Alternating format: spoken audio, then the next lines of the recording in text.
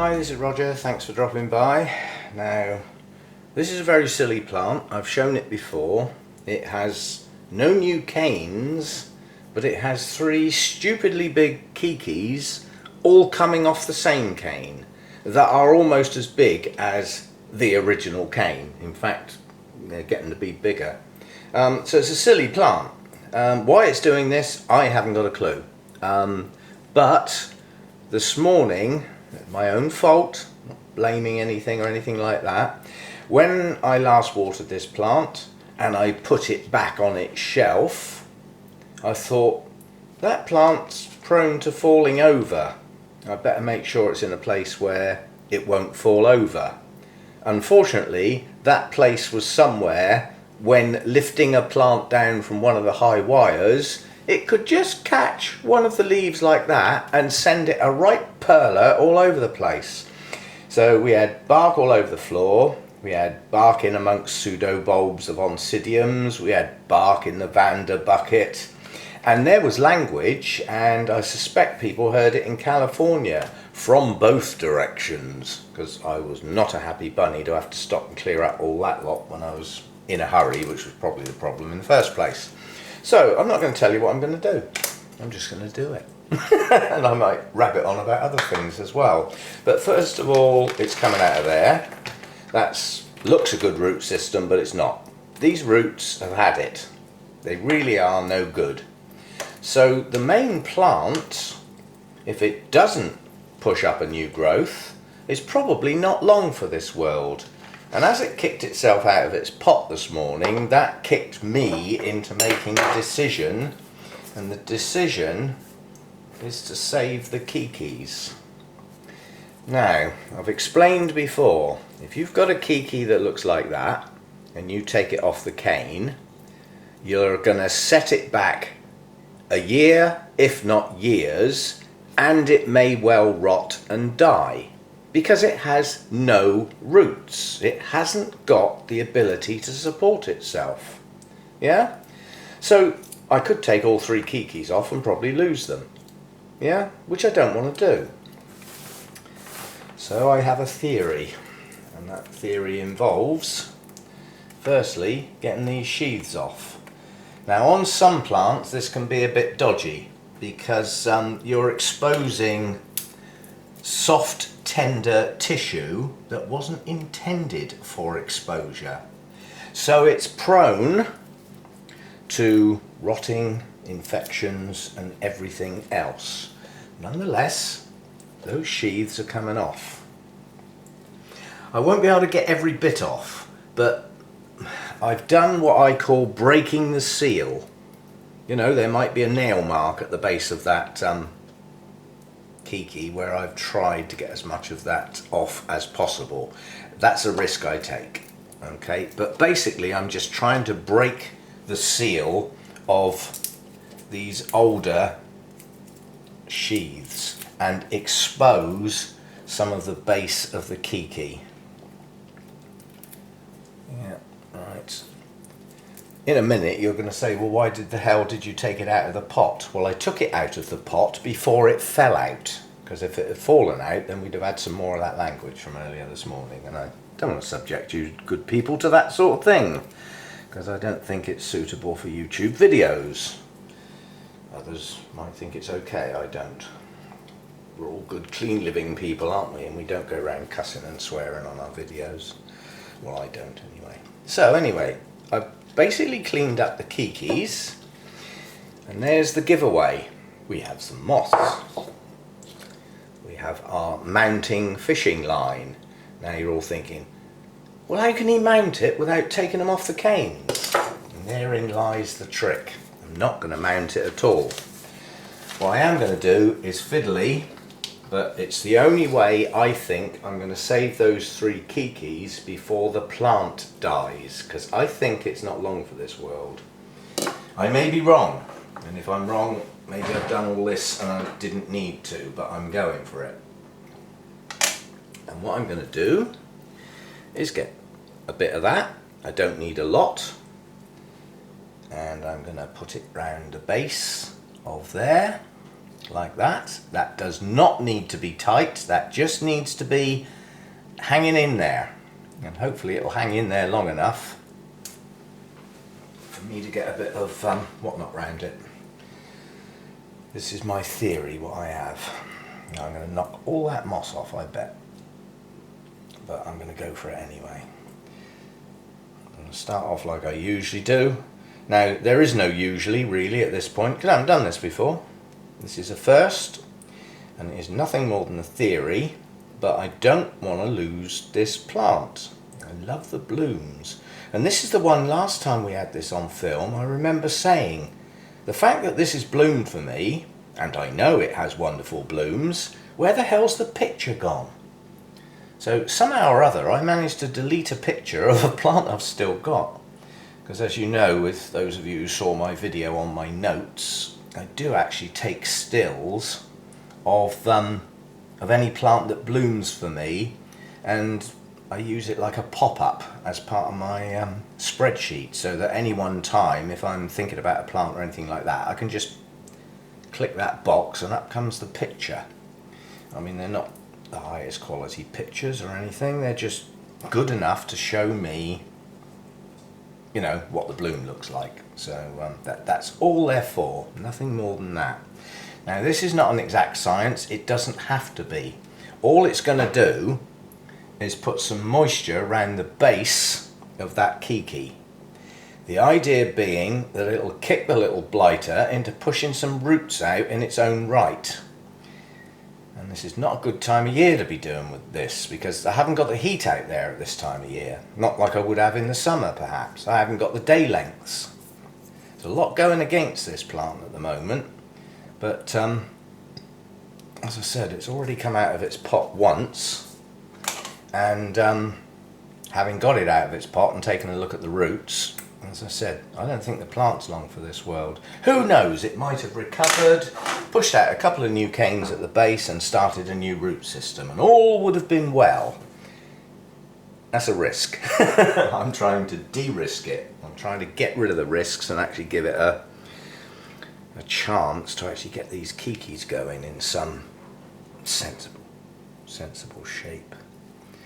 I'm just going to have to stop there because somebody's just knocked the front door every time. I'll be back. Okay, sorry about that. I just cut another piece off in the gap.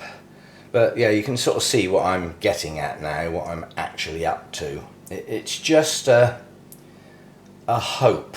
It's just a hope that with a bit of extra moisture around the base of these keikis and the sheaths removed so that that moisture does get directly onto the base of the cane, they burst into life and produce a root system.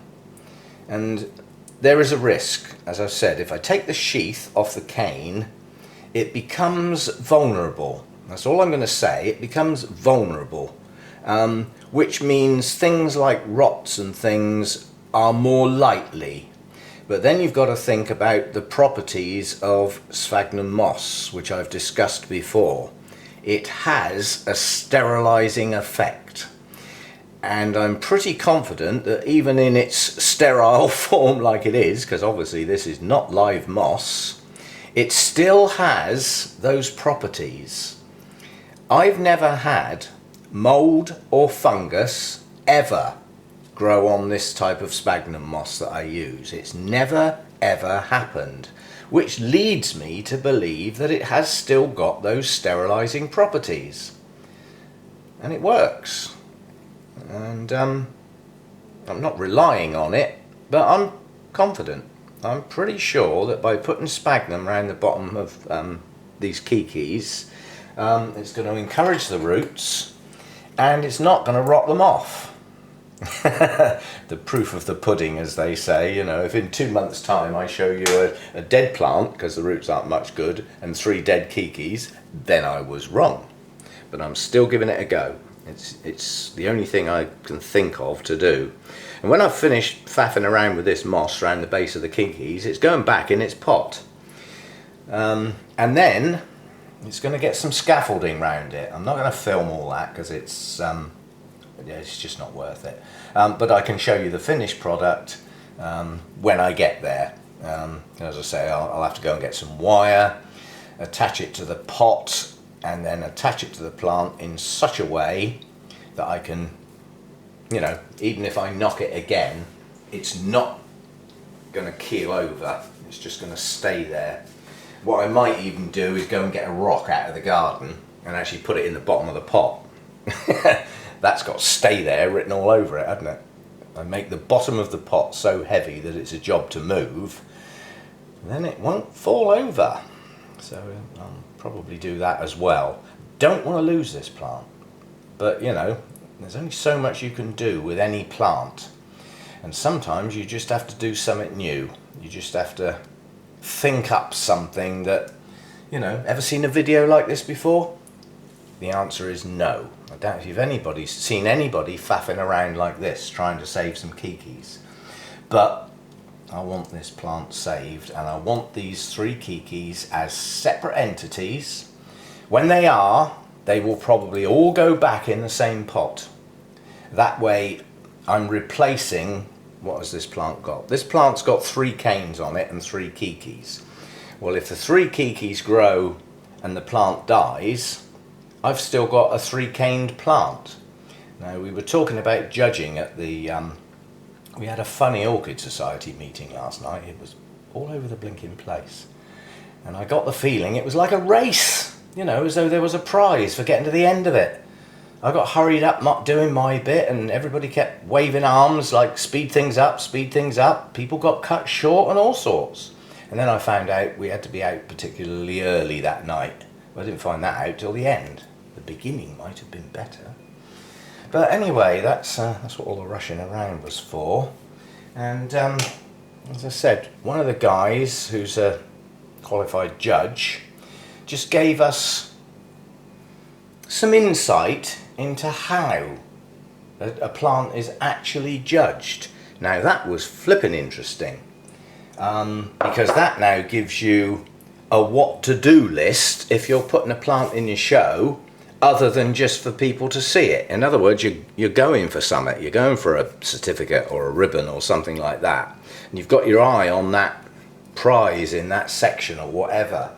So knowing what a judge is actually going to do is incredibly useful, and that was on the British Orchid Council rules, not the RHS rules. Is it worth mucking about with this? Honestly, I don't think it is. I'm not sure these roots are even alive. But what I'm going to do is just trim them so that they're shorter. I'm really not sure much of that is alive at all. So you never know, this plant could have been doing its last ditch attempt to survive by throwing keikis out because the root system was failing. You know, these things like to live, they like to survive.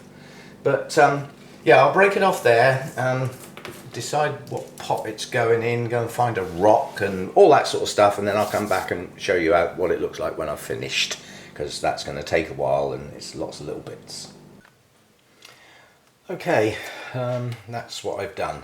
As I say, we've got scaffolding tight around the top of the pot. That's just wrap the wire around, twist it with pliers until it pinches and distorts the top, then you know it's got hold of it. And then just a couple of loops of wire. This isn't stiff wire, it's very bendy wire, but once you put it in place, it stays there. It's bonsai wire, that's exactly what it's designed to do, to be very bendy, but once you get it where you want it to be, it just sits there. The idea being that you can shape your branches and stuff, but it works well for this. So that's not grabbing hold of the plant in any way. All it's doing is giving the plant a framework whereby it doesn't move. I mean, that's pretty sturdy. It's moving the pot as I move the canes.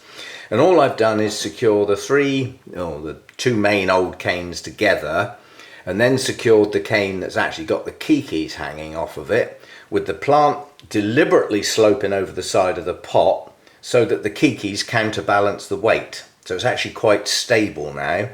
And then the 3 keikis they've had their sheaths removed to the best of my ability. There's still some bits of the old stuff on, and they've all got a bit of moss around their base.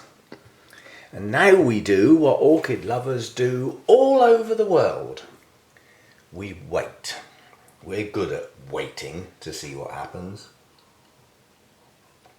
While I'm waiting, I'll have a quick slurp. So anyway, that's what I've done. I don't know whether I showed you what the plant is, but he says trying to get it in the camera, not hanging off the side. It's a dendrobium lovely virgin angel. In fact, to be absolutely precise, it's dendrobium lovely virgin variety angel. But you know what I mean. And it is a Nobile type. Now, before I go, let's have a go at this, because I had a very specific question from somebody on a video that was nothing to do with dendrobium, so that doesn't matter. If anybody wants to ask me a question, the way to catch my eye is to put it on the latest video, even if it's not relevant. Somebody just bought what they believe to be a Nobile type dendrobium. Now, I didn't think to ask what bit of the world they were in. I just assumed Northern Hemisphere. You know, they could be in Australia, in which case a lot of what I said might not be relevant. Didn't think to ask, that was a bit silly of me. Anyway, Northern Hemisphere. Dendrobium nobiles, we're coming up to November. They should have almost, if not, finished this year's annual growth. And all of their canes would... we have an example, purely by chance. That's what... Oh God, it's off the camera. Let me just have a quick twist of the camera, because I wanted to get this one in a bit closer than I would normally. So let's get up a bit where we can see what we're doing. There we go. Yeah, that effectively is what a Nobile cane looks like when it's finished growing. There's no sign of another leaf. Yeah? That's on its last leaf. It won't push another one out. And that one has concluded this year's growth. So they're not going to grow any more. The leaves might still mature a bit and get a bit bigger, and it might even plump up the cane a bit, but it's not going to grow any more leaves. So it has virtually finished this season's annual growing, albeit on this one it's flipping keikis. But whether they were canes or not, that's what they look like when they finish. Now this particular plant was in bloom, yeah? Well, if it's a Nobile and it's in bloom now, and you've just bought it, the chances are it was force grown at a nursery to flower at that particular time of year. So it's out of season. It's all wrong. The plant is not where it should be at this time of year, Northern Hemisphere. Yeah? It should be coming into its resting sort of period when its new growth's finished and heading for maturity. It's not going to grow any more canes or anything. It's going to have a bit of a rest. It won't need much water. I do say much. I didn't say won't need any water. You won't ever hear me say that. But it's not going to use much water now. It's finished growing. Why would it need loads of water? It doesn't. Yeah? It's slowing down. Don't get slowing down confused with dormancy. That's totally different. That means something has ceased to grow in all respects. And I don't believe there's any dendrobiums do that completely. They're not that type. Catasetums do. Not that I've got any of those things.